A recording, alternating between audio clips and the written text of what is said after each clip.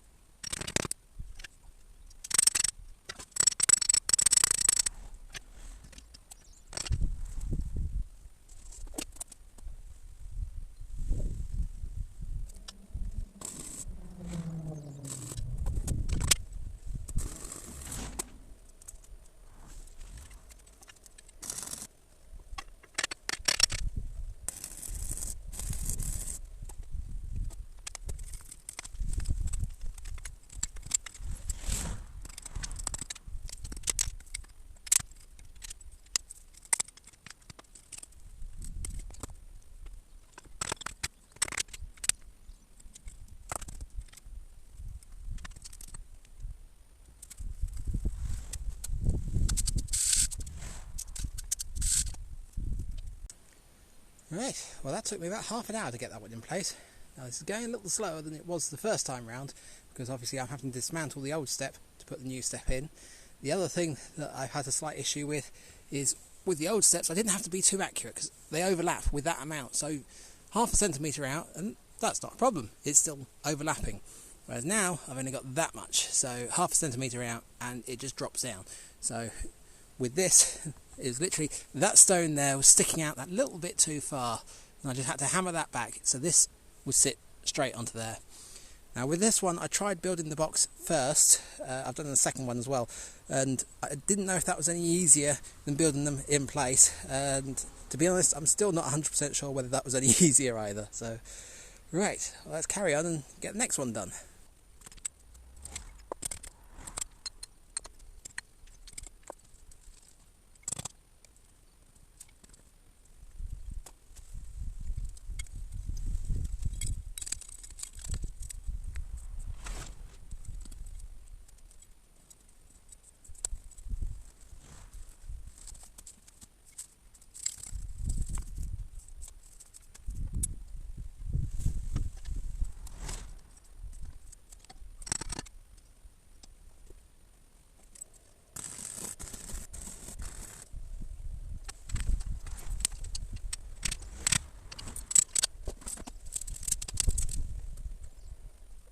Right, well I thought this one was going well, so got this end in, it's sat nicely there, the rocks weren't too much in the way, so I've welded that all in place, that's nice and stable. I've backfilled it with rubble, I've backfilled it with gravel as well, so that just needs a little bit of soil on the top to level that off, so that'll look good.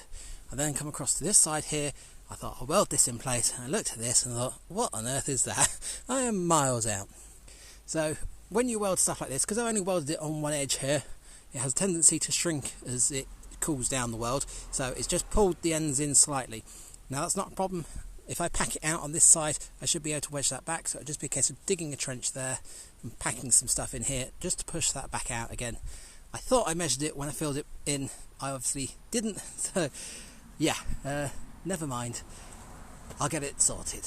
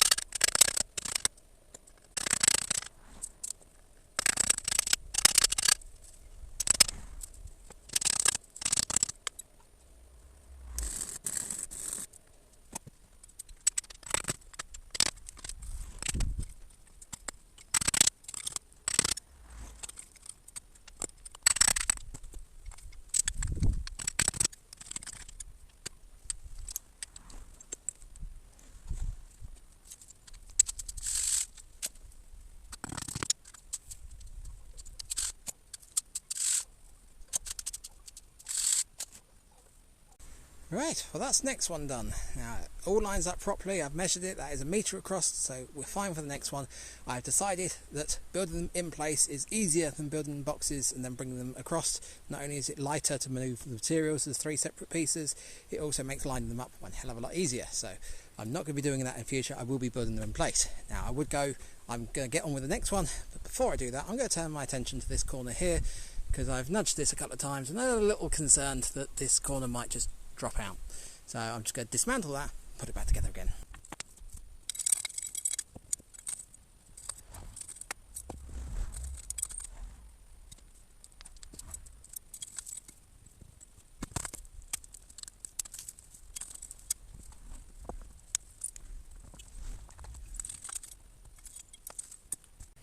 Right, so that's the wall rebuilt, so we're on to the next step now. Now we're on to the curved ones. So these are a little bit different. Basically the same design with the box, but on this side I'm going to use a slightly shorter piece of metal, and on that side I'm going to use a slightly longer piece of metal. Now with the previous boxes, that piece of metal there runs right up to about here, which means the next step sits on it. So with here, that would run off and it would go there, which means it's only this tiny little bit in the corner that would actually be being supported, and I don't think that's enough. So what I've decided to do is bend the piece of metal.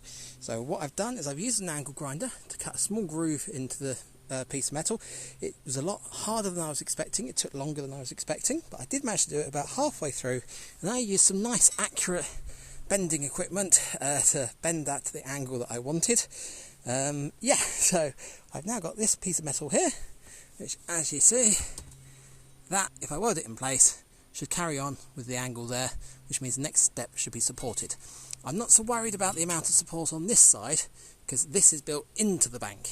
This side I'm actually building it up above the bank, so this is why I want this side to have more support. So right, let's get this one in place.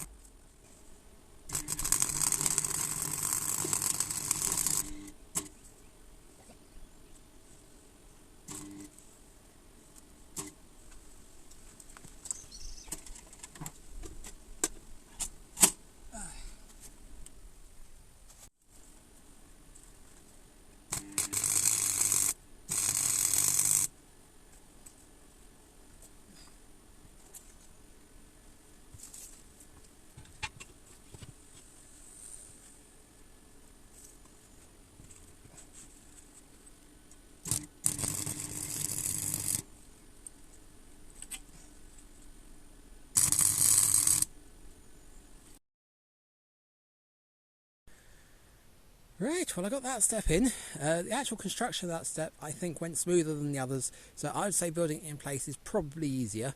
There was other things though that caused me problems and made this a bit harder. So one of them was when I dismantled this and rebuilt it, there was a wasp that had been trying to make a nest in there, and he wasn't too happy, or she wasn't too happy, and kept buzzing around here and putting me off, so that wasn't going well.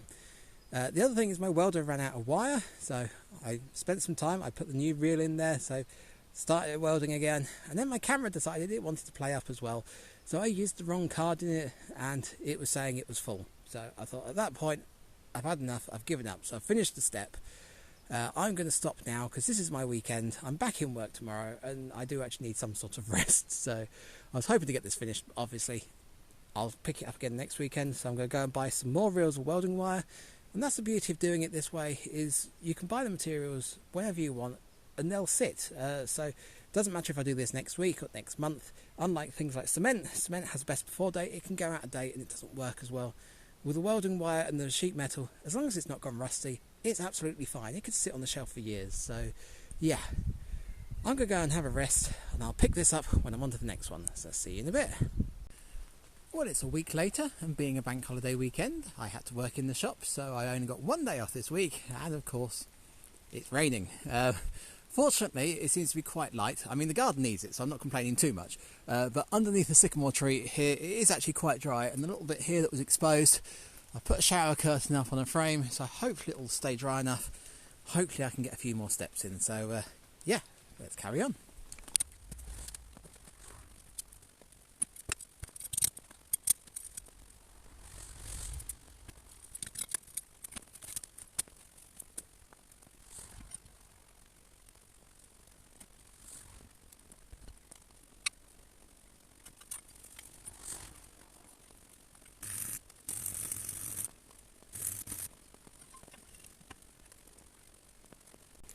Right, well, I've not even finished one step, and it's gone wrong again.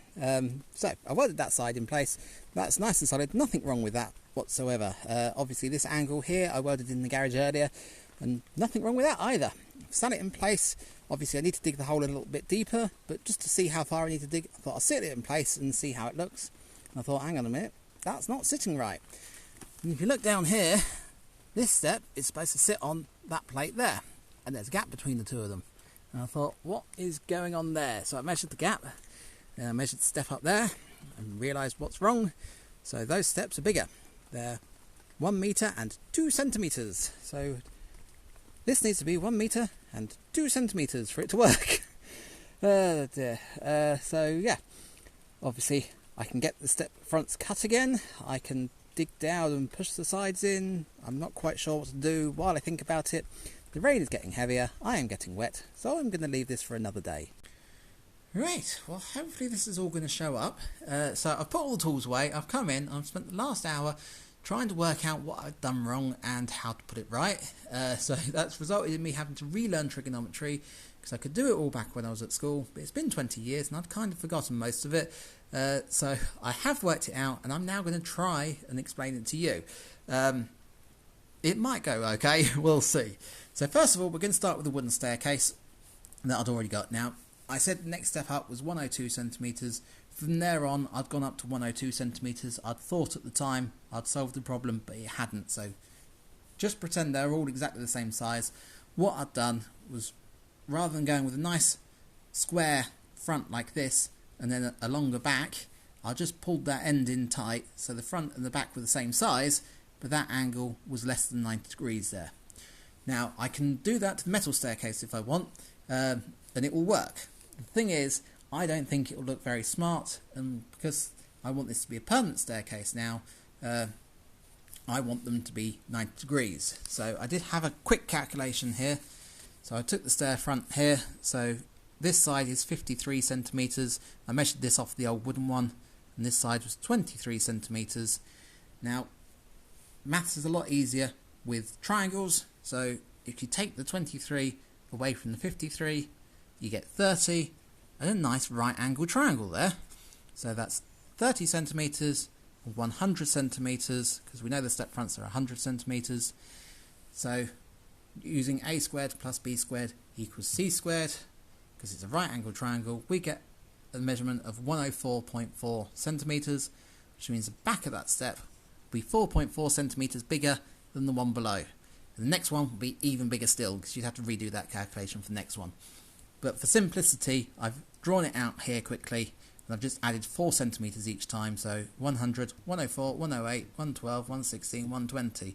So by the time we're on to the 5th step here, we're at 120 centimetres bigger, which is no good. So I've got to work out how to make it that rather than you having this square edge, you've got an angle that takes it off, that basically makes it into a kite shape on that triangle. So yeah, how did I work that out? Well, first of all, we needed to work out this angle here. Now that was quite a simple one.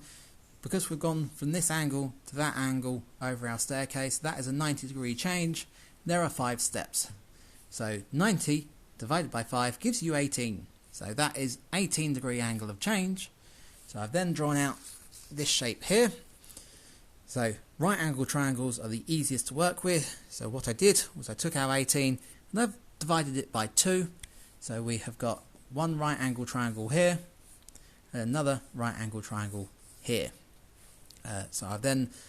This is where it got confusing, because you've got the Sokotoa. I could remember Sokotoa, couldn't remember what it stood for, but I could remember Sokotoa.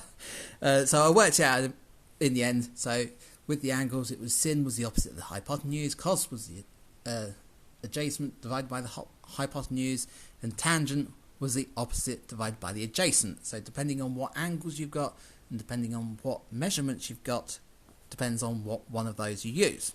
So I have got this right angle triangle here, and I have got that angle there. I have got the adjacent to that angle, not the hypotenuse, the long one. I have got the adjacent, and I have got the opposite that I want to work out. So we need tan, because we've got angle with opposite and adjacent.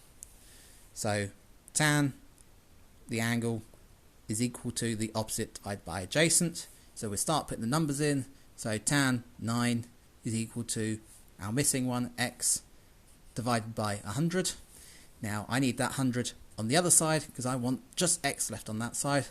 So if I multiply the other side by 100, or multiply the entire equation by 100 basically, you get 100 times tan 9 equals x, which works out to 15.8, which means that is 15.8. Now this should be identical to that, flipped over, so that means you've got 15.8 there, 15.8 there, and 23 centimetres there, because that is 23 centimetres on that side. So that should give us a nice step that actually has 100 centimetres at all points, so that you can stack them easily. So I've now got this piece of metal here that I've bent to size.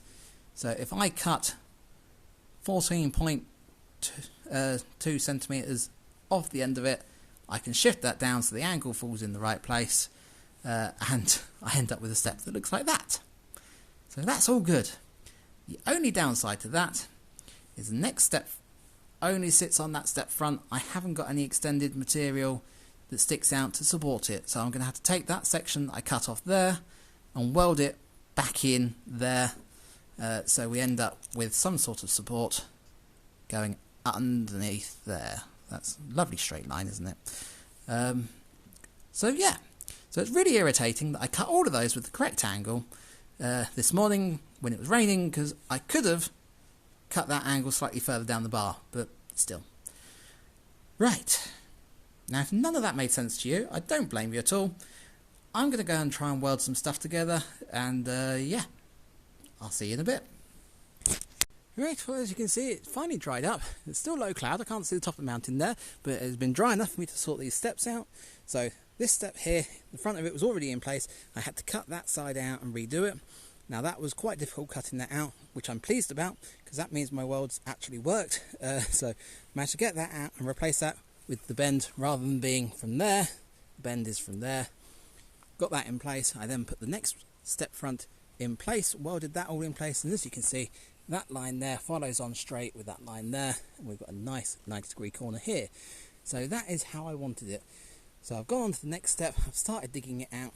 As you can see down here, that is where it should be at that end. This end here, it is sitting on the plate below, so that's fully supported at this end. I can weld the two of those together, and then they're one piece, and then I can weld the next bend in on there. So things are going a lot better now. It's still not quite right, because I've noticed I've moved over slightly. I'm a bit closer to this tree, which means when I'm over there, basically when I get up to there, I think I'm going to be about 10 centimetres over, but that's not a problem. I can work with that. So yeah, I'm going to carry on, but it's starting to get dark now, so I'm going to pack up yet again, and I'll pick up on this another day. Well, it's the next day, and it's been absolutely glorious all day. And I've been stuck in the shop, so I've come home and I'm going to see how many steps I can get in this evening. Hopefully I can get the next 3 in, that'll be this curve finished, and then on to the straight bit that should be easier. So let's see how I do.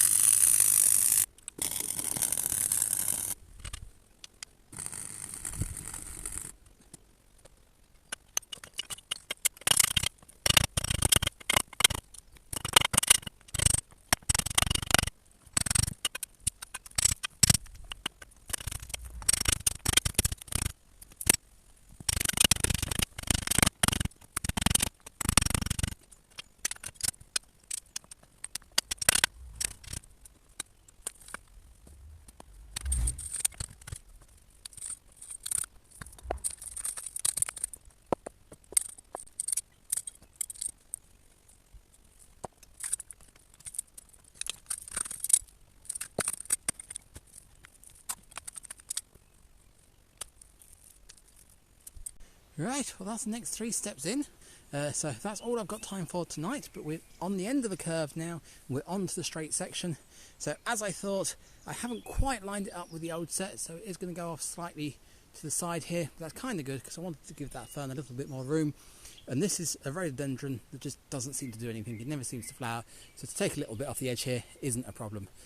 So I probably won't record any more of this because it's pretty much the same thing. Weld a square box and backfill it with rubble, then put some soil on top. So I shall pick this up when I'm finished. So see you in a bit. Well, here are the finished steps. So I actually finished these off about a month ago. So since then we've got some real heavy rain. It's actually settled everything down nicely. And I've just topped them off here with the gravel. So the gravel is really good because it helps the water, it allows it to soak through, but at the same time it stops it from splashing, because when it was just soil on top of these, it did splash up and put mud onto the fronts. With the gravel down there, I haven't had any more mud splash up, which is excellent. Now obviously it did take a little bit for me to calculate this. I am really pleased that I spent the time to do that and didn't just bodge it, because it really does look smart like this, and flows nicely around the corner here, so everything's nice and solid as you walk on it, which I'm really pleased about. And you get up to this section here, and I thought I'm kind of heading off into the bush there, so I've put one extra angled step here, and that just takes you off at this angle here to line up with the original path. Now the path up here, it is still sloped, it's nowhere near as steep as the bottom half, so I am toying with the idea of possibly continuing the staircase up. Obviously continue it with metal, that is going to be quite expensive, so I might do something different up there, but that's for the future. At the moment I'm looking at this and I'm really pleased with how it's come out. So I built this staircase to replace the wooden staircase that was here. Now I don't know how long this is going to last, but I'm hoping to get a good 50 years out of it. Obviously the metal itself will rust over time, but it is quite thick, so that should last quite a long time. The main concern is the welds in the corner. Now I would say to anyone saying they couldn't build anything like this because they don't know how to weld, well, I've never been taught how to weld. I've literally brought a welder and given it a go. I will say I think that's a MIG welder. They are fantastic bits of kit, and I would encourage anyone to give it a try because it is a lot easier than it looks. Obviously it is still a skill. My welds aren't the greatest, as you can see, but they're strong enough to hold for something like this. And obviously if it does fail on a corner, then I can just dig the soil out, weld it again. Hopefully next time I weld it I'll do even better, because obviously I'll be more experienced by that point. So if you did enjoy this project, do leave the video a like, and don't forget to subscribe so you don't miss out on future projects, and I shall see you later.